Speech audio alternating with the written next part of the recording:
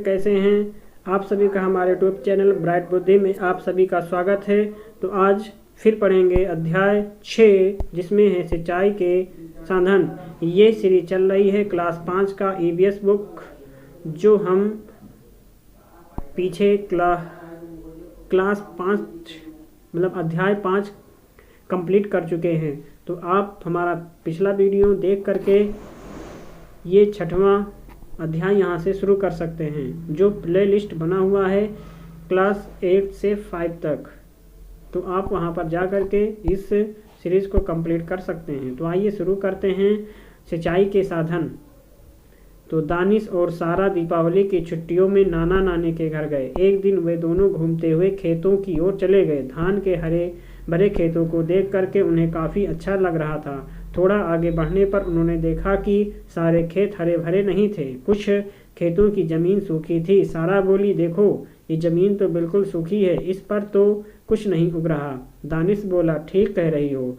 सारा बोली, जब हम गर्मी में आए थे तब भी खेत सूखे थे, ज़मीन में दरारें पड़ रही थी। दानिश ने कहा, लेकिन तब तो कुछ भी हरा नहीं दिखता था, सिर्फ कुछ पेड़ थे।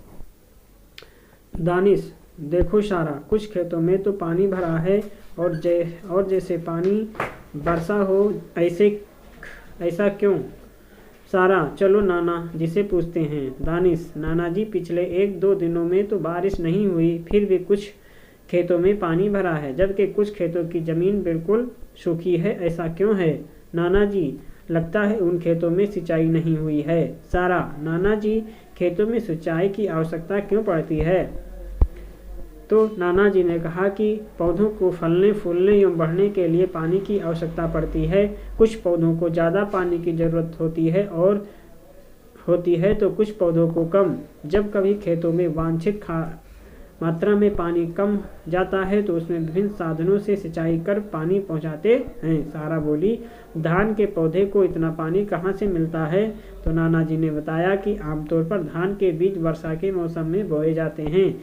वर्षा का पानी खेतों में इकट्ठा हो जाता है जो धान की फसल के लिए उपयोगी होता है। जब पानी की कमी हो जाती है तो सिंचाई के द्वारा पानी की व्यवस्था करते हैं। हमारे गांव में इसके लिए सरकार ने कई कुएं खुदवाए हैं जिसमें मोटर पंप लगाकर किसान खेतों तक पानी पहुंचाते हैं। तो आप यहाँ देख सकते हैं कि ये गांव में पानी कैसे पहुंचाया जा रहा है। आप सभी ने देखा ही होगा। अगर आपने देखा है ये सारी चीज़ें तो आप कमेंट में बताएं हाँ कि मैंने देखा है, और जो नहीं देखे हैं वो भी कमेंट करें कि हाँ हम नहीं देखे हैं। जो गांव से होंगे वो शायद देखे ही भी हों।